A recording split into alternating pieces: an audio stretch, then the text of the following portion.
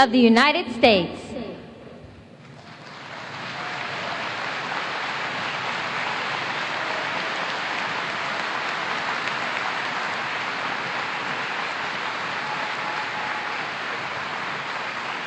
Good afternoon, everyone. Thank you, thank you, thank you. Friends, partners, Speaker Pelosi, members of Congress who've traveled here to represent the United States, and fellow leaders. It's an honor to once again participate in this critical summit. And I'd like to thank our host, President Sisi, for bringing us together at this pivotal moment. Thank you, Mr. President.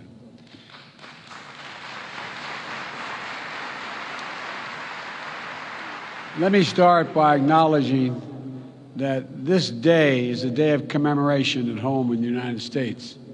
It's Veterans Day.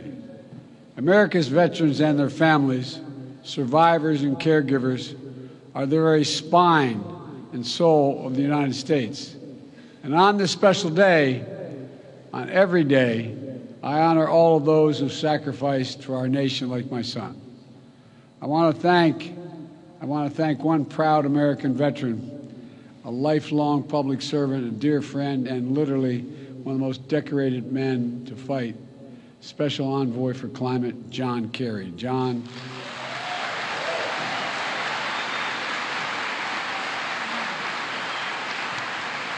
your commitment, your passion, your diplomatic expertise have been absolutely critical to delivering incredible progress on climate issues over the past 2 years. And I thank you, pal. I thank you for being my friend. Here in Egypt, the Great Pyramids and the ancient artifacts stand as testament to millennia of human ingenuity. We see our mission to avert climate catastrophe and seize a new clean energy economy not only as an imperative for our present and future, but through the eyes of history. According to the World Meteorological Organization, the past 8 years have been the warmest on record. In the United States, we're seeing historic drought and wildfires in the West, devastating hurricanes and storms in the East. Here in Africa, home to many nations considered most vulnerable to climate change, food insecurity. Hunger follows 4 years of intense drought in the Horn of Africa. Meanwhile, the Niger River in West Africa, swollen because of more intense rainfall, is wreaking havoc on fishing and farming communities. In Nigeria, flooding has recently killed 600 people. 1.3 million more are displaced. Seasonal livestock migration routes have been used for hundreds of years, are being altered, increasing the risk of conflict between herders and local farming communities. The climate crisis is about human security, economic security, environmental security, national security, and the very life of the planet. So today, I'd like to share with you how the United States is meeting the climate crisis with urgency and with determination to ensure a cleaner, safer, and healthier planet for all of us.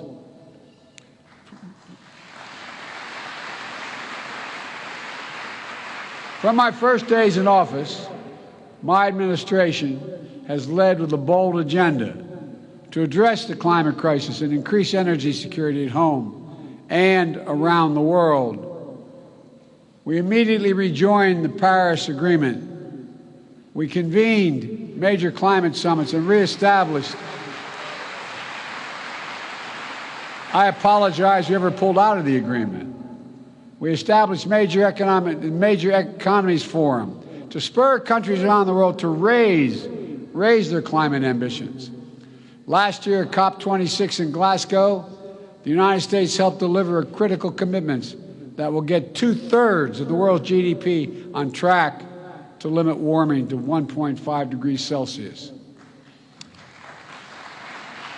Over the past 2 years, the United States has delivered unprecedented progress at home.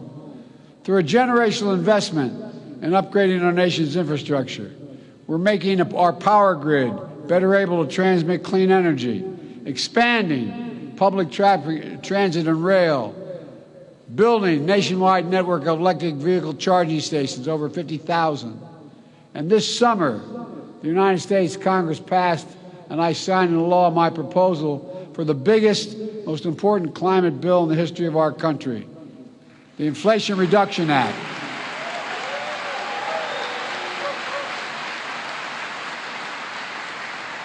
It includes less than I asked for, but a significant amount, $368 billion to support clean electricity, everything from onshore, offshore wind to distributed solar, zero emissions vehicles and sustainable aviation fuels, more efficient electrified buildings, cleaner industrial processes and manufacturing, climate-smart agriculture and forestry, and more. Look, our Department of Energy estimates that the new law will reduce emissions in the United States by about 1 billion tons in 2030, while unleashing a new era of clean energy-powered economic growth. Our investments in technology, from electric batteries to hydrogen, are going to spark a cycle of innovation that will reduce the cost and improve the performance of clean energy technology that will be available to nations worldwide, not just the United States. We're going to help make the transition to a low-carbon future more affordable for everyone, accelerate decarbonation beyond our borders. In fact, the International Energy Agency recently concluded that our significant climate investment will, quote, help turbocharge the emerging global clean energy economy. I was reading their quote, sorry. It's going to shift the paradigm for the United States and the entire world.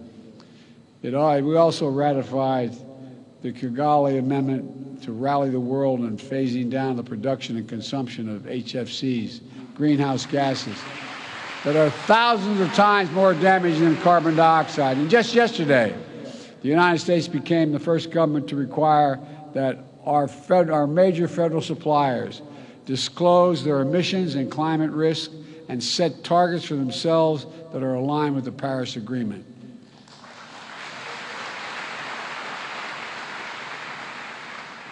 As the world's largest customer, with more than $650 billion in spending last year, the United States government is putting our money where our mouth is to strengthen accountability for climate risk and resilience. These critical steps are already locking in vital investments in our infrastructure, delivering lower costs for clean energy, spurring good-paying union jobs for American workers, and advancing environmental justice in our communities. Folks, we're proving that good climate policy is good economic policy. It's a strong foundation for durable, resilient, inclusive economic growth. It's driving progress in the private sector. It's driving progress around the world. And the sum total of the actions my administration is taking puts the United States on track to achieve our Paris Agreement goal of reducing emissions 50 to 52% below 2005 levels by 2030.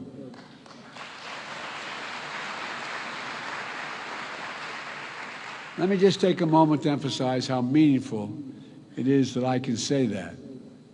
I introduced the first piece of climate legislation in the United States Senate way back in 1986, 36 years ago.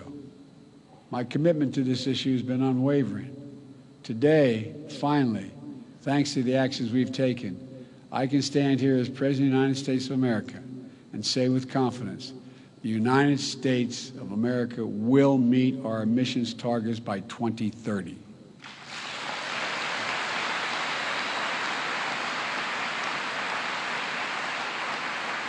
We're racing forward to do our part to avert the climate hell that the UN Secretary General so passionately warned about earlier this week. We're not ignoring harbingers that are already here. It's true, so many disasters. Climate crisis is hitting hardest those countries and communities that have the fewest resources to respond and to recover. And that's why last year I committed to work with our Congress to quadruple U.S. support to climate finance and provide $11 billion annually by 2024, including $3 billion for adaptation. That's why the Fund Emergency Plan for Adaptation and Resilience, PREPARE we call it, to help more than 500 million people in developing countries respond to climate change. We're already requested more than $2 billion for the PREPARE this year. I'm going to fight to see that this and our other climate objectives are fully funded. Today, as a down payment, we're announcing more than $150 million in initiatives that specifically support PREPARE's adaptation efforts throughout Africa, including Adaptation in Africa, effort that Egypt and the United States launched together in June. This includes support for expanding early warning systems to help cover Africa, broadening access to climate finance, providing disaster risk protection, strengthening food security, mobilizing the private sector, and supporting new training center in Egypt to accelerate adaptation across the efforts all across the continent. My administration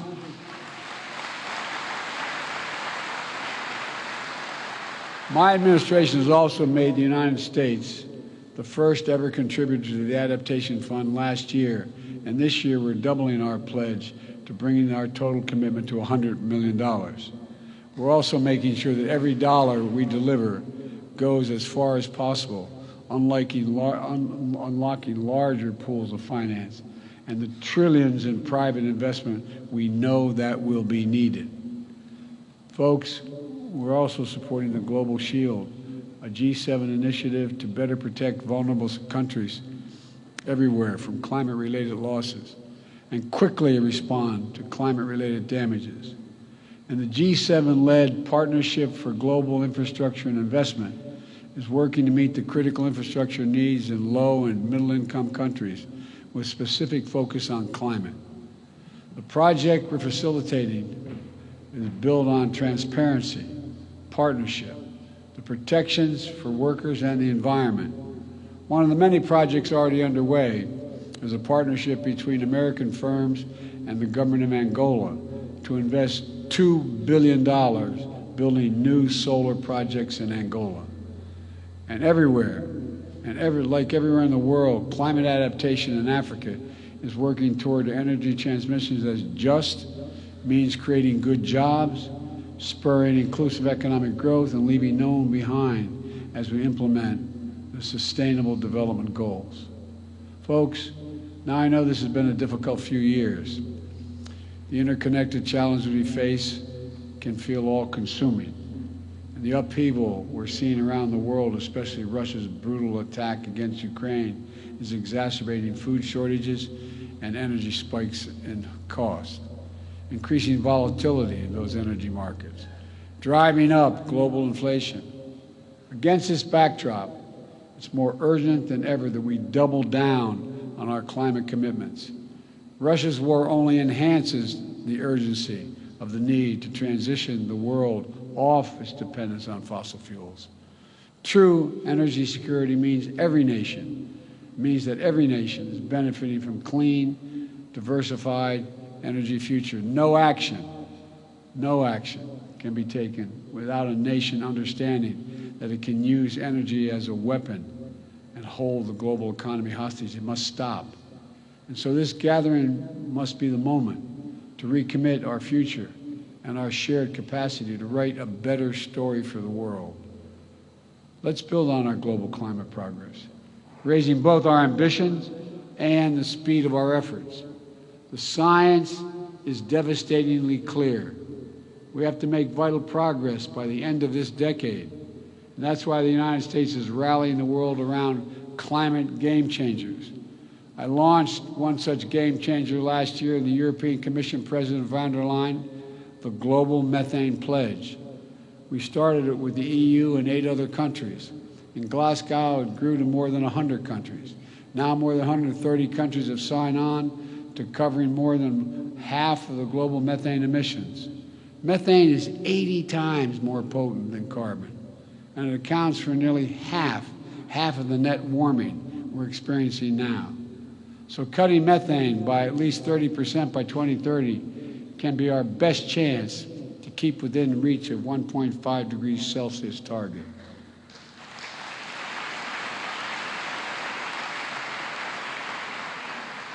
Today, we're releasing an updated Methane Emissions Reduction Act plan, which lays out how the United States is meeting the pledge.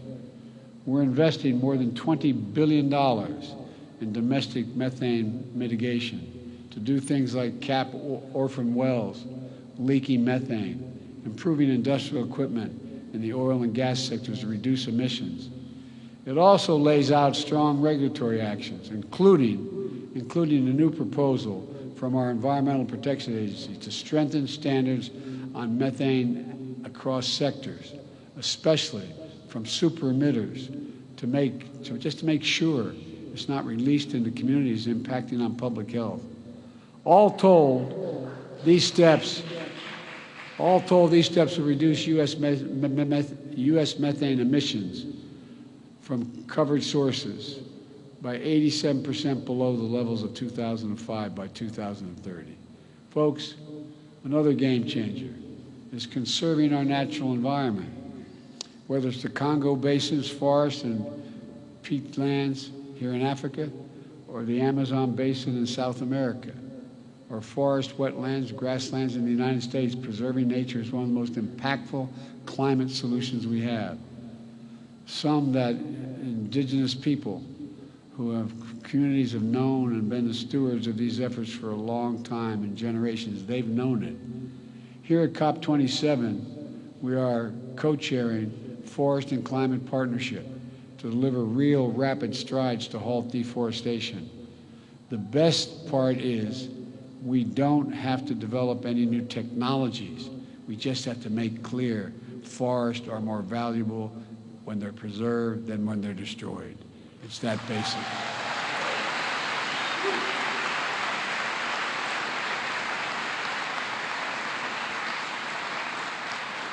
And those who are able should be chipping in to help those countries, in fact, preserve those great forests.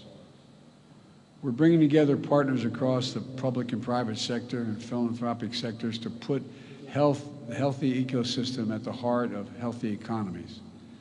This is it's going to take all of us. It's going to take all of us. We need to harness our capacity to tackle emissions in economic sectors like international shipping. If the shipping sector were a standalone economy, it would rank as the 10th largest emitter in the world. So together with Norway, the United States has launched the Green Shipping Challenge. During this COP, we've seen dozens of commitments from governments as well as ports and private companies to facilitate green shipping corridors and align the sector with the 1.5 degree goal. If we can accelerate actions on these game changers, we can reach our goal. We can keep it within reach as well. But to permanently bend the emissions curve, every nation needs to step up. At this gathering, we must renew and raise our climate ambitions. The United States is acting. Everyone has to act. It's a duty and responsibility of global leadership. Countries that are in a position to help should be supporting developing countries so they can make decisive climate decisions, facilitating their energy transitions, building a path to prosperity and compatible with our climate imperative. If countries can finance coal in developing countries, there's no reason why we can't finance clean energy in developing companies.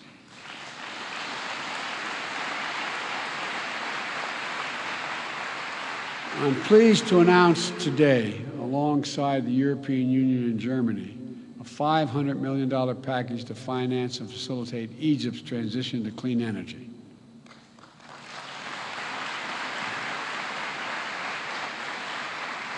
This package will enable Egypt to deploy 10 gigawatts of renewable energy by 2030, while bringing offline 5 gigawatts of inefficient gas-powered facilities, reducing emissions in Egypt and power sector by 10%. We also We'll also work with Egypt to capture nearly 14 billion cubic meters of natural gas, which Egypt currently flares, vents, or leaks from its oil and gas operations. And because of this cooperation, Egypt is elevating its climate ambition and submitting enhanced national determination contributions. If we're going to win this fight, every major emitter nation needs to align with the 1.5 degrees. We can no longer plead ignorance to the consequences of our actions or continue to repeat our mistakes. Everyone has to keep accelerating efforts throughout this decisive decade. My friends, I came to the presidency determined to make the transformational changes that are needed, that America needs to make, and we have to do for the rest of the world, to overcome decades of opposition and obstacles of progress in this issue alone, to reestablish the United States as a trustworthy, committed global leader on climate. As I stand here before you, we've taken enormous strides to achieve that. But I don't stand here alone. This progress is being driven by young people all across America. Like young people around the world, they feel the urgency of climate, and they feel it deeply. They're committed to these issues. They know the stakes, and that's their world we're creating. This is not to stand by and allow us to fail in this responsibility. We can't. That's why as I look out of all the things that we've accomplished, but so much more to do, I'm optimistic. For all the work that remains to be done, we have to put down significant markers of progress. The United States has taken enduring steps to meet our goals. We're delivering on our promise of leadership, and more of the world is standing with us. Though determined diplomacy is necessary, we're finding consensus, building understanding, and launching new approaches. And the inspiring passion of young people, civil society, climate activists, indigenous communities is literally galvanizing the world. Yes, the challenges we face are great, but our capacity is greater than the challenges. We must never doubt that. So let's reach out and take the future in our hands and make the world we wish to see and that we know we need. A planet preserved for generations to come. An economy powered by clean, diversified, secure energy sources. Opportunities unlocked through innovation and cooperation to deliver equitable, more prosperous, more stable, and more just world for our children. That's why we're here. That is what we're working toward. And we can do it together, I am confident. Thank you, thank you, thank you, and may God bless you all.